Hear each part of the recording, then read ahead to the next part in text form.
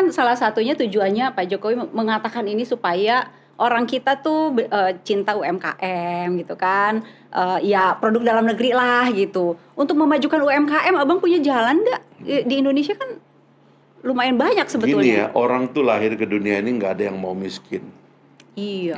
Jadi orang tuh pada dasarnya kan sekarang ini di kalangan ibu-ibu kan terkenal namanya insting menyusui dini itu.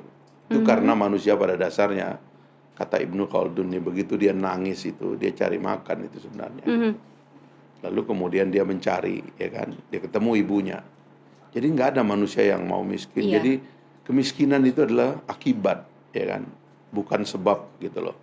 Nah itu sebabnya pertumbuhan kelas menengah, orang-orang yang bangun pagi cari makan, ingin merubah hidupnya itu jutaan di Indonesia ini gitu. Nah hanya kadang-kadang tugas negara itu tidak pas di dalam memberikan dukungan kepada mereka. Nah ini yang menurut saya sering misleading di pemerintahan gitu. Negara misalnya dalam ekonomi, saya masih mencium keras nih kan pemerintah ini pengen bisnis aja kerjaannya, padahal nggak boleh. Misalnya teori BUMN itu BUMN itu dibuat bukan untuk berbisnis. BUMN itu dibuat untuk mensejahterakan rakyat, menjadi backbone bagi kesejahteraan Iya. rakyat. Karena itu kita harus melarang backbone karena melarang BUMN itu bertarung dengan rakyat dalam ekonomi, Iya. tapi menyiapkan infrastruktur bagi rakyat. Sekarang BUMN punya ribuan anak cucu, semuanya itu kompetisi dengan rakyat. Kan mau dikurangin kan, kata Pak Erick Thohir mengatakan Saya itu pernah mau. ngusulkan ke Pak Jokowi, Pak, kalau baca pasal 33, BUMN itu cuma dua, Pak. Bumi, air, dan kekayaan alam. Jadi tugas BUMN itu menjaga sumber daya alam kita. Itu satu. Yang kedua, tugas BUMN itu adalah cabang-cabang produksi yang penting, yang menyangkut hajat hidup orang banyak. Jadi cabang produksi yang penting bagi hajat hidup orang banyak ini harus kita jaga. Sebenarnya ini yang kita sering pertanyakan, mana BUMN kita itu yang sebenarnya menyiapkan capacity bagi rakyat dalam berekonomi, ya, yang mencakup hajat hidup orang banyak tadi. Ini aja yang kita jaga. Ini enggak. BUMN bikin macam-macam, semua dibikin. Yang rakyat mampu bikin pun dia bikin. Buat apa? Jadi kayak rebutan ya. Negara nggak perlu cari untung. Yang penting tuh rakyatnya tambah kuat.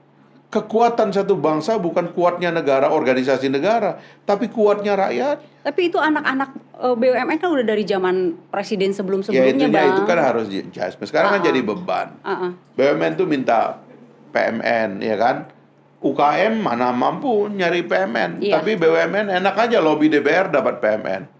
Ntar kalau ada utang pajak disuruh menterinya telepon dirjen pajak, jangan tagih tuh BUMN. Sekarang pajak ada masalah tuh di Macam-macam KPK. lah sekarang itu kan. Oke. Nah itu yang saya bilang, apa ya, tadi kan kita bicara UKM itu. Oh iya, Itu UMKM. ada teorinya gitu loh, bagaimana agar UKM kita itu menjadi backbone, dan kita ini kan negara yang lahir dalam tradisi koperasi.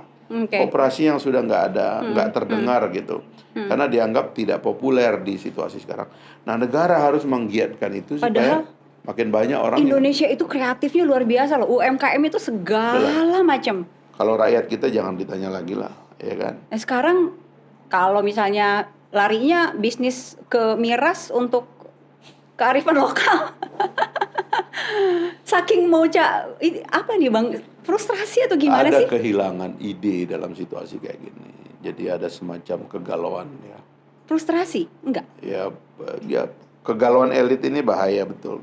Jadi krisis ini datang, tapi kita tidak mengumpulkan pikiran-pikiran terbaik untuk menciptakan terobosan gitu. Kalau kita bicara teori peradaban umat manusia kan, justru kalau ada krisis itu kita cari celah untuk Itu celah kan untuk celah iya. sebenarnya. Jadi nih lihat ya, misalnya COVID ini membuat big business is dying, ya, matilah.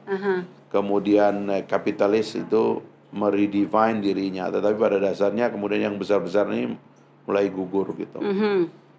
Kemudian sentra-sentra ekonomi lama itu berhenti, ya kan? Perpindahan sentra ekonomi, basis ekonomi kita itu mulai muncul dari basic lagi gitu. Sebenarnya ini kan artinya mengalihkan kompetisi pemain besar kepada pemain Iya. kecil. Iya. Dan itu artinya kan peluang bagi yang kecil untuk mulai tumbuh kembali gitu loh. Jadi misalnya industri akan booming apa sih? Makanan, food ya. Industri akan booming lagi adalah obat-obatan. Oke. Itu semua adalah kompetensi rakyat Indonesia. Ini yang kita organize gitu. Jangan kehilangan ide. Makanya kan kita bilang daripada kita bikin miras, ya kan, mendingan kita bikin jamu. Iya, ada di Twitter Abang tuh. Iya, jadi ngapain gitu? Karena kita kan nggak mungkin bisa ngalahin orang Eropa bikin wine, ya kan? Nggak mungkin kita ngalahin orang Amerika bikin whisky, konyak dan sebagainya itu kan. Tapi mereka nggak bisa ngalahin kita bikin herbal, ya kan? Iya, Bikin jamu. Nah kita kuatin itu dong. Abang kan dari Nusa Tenggara ya. Ya. Ya kan di sana emang miras itu jadi Enggak. kearifan lokal. Enggak. Ketidakarifan lokal itu. Serius? Iyalah. Tapi kenapa disebut-sebut sebagai kearifan lokal untuk Papua, untuk Nusa Tenggara, NTT? Nah, semua nolak kok. Mana ada yang merusak merupakan kearifan lokal. Jadi yang disebut kearifan lokal itu tradisi lama, bukan industri. Itu adalah kebiasaan rakyat. Tetangga saya di kampung bikin tape dari beras, ya kan? Itunya agak diperem sedikit, itu untuk ngangetin badan. Rokok itu terbuat dari lontar, ya kan, diambil tembakonya murni. Sekarang kalau ini diindustrialisasi, pertama itu diambil oleh pemain besar. Dan itu kemenangan kaum kapitalis gitu, dirampas itu dari rakyat, dari tradisi rakyat. Kemudian kedua, biasanya dia taruh racun supaya itu tambah enak dan sebagainya gitu. Dan orang beli dan banyak. Dan itu menjadi addicted, sama dengan rokok. Rokok itu saya lihat di kampung-kampung itu orang tuh cuma merokok itu sebatang sehari kan, di pinggir sawah itu kan, di kebun-kebun itu sambil melihat alam dan sebagainya. Tapi begitu diambil oleh kaum kapitalis, tembakonya ditambahin bahan-bahan yang membuat orang teracuni, rokok menjadi racun. Jadi tidak arif lagi itu barang itu gitu loh. Nah, yang begini tuh harusnya dikembalikan ke normal, sebab kita kan mengeluarkan biaya untuk ngobatin orang sakit gara-gara rokok, gara-gara alkohol, ya kan? Artinya di tempat Abang di Nusa Tenggara itu bukan kearifan lokal ya? Enggak. Ketidakarifan lokal. Penolakan di sana juga kencang juga. Ada merek yang udah mulai digadang-gadang kan kemarin. Ini kan Sunda kecil ya. Sunda kecil itu ada Bali, Nusa Tenggara Barat, Nusa Tenggara Timur, ya kan. Orang Bali itu mayoritas beragama Hindu. Di sana memang ada tradisi orang minum brem gitu. Di Nusa Tenggara Barat ini mayoritas Muslim dia, jadi tidak ada tradisi alkohol di komunitas.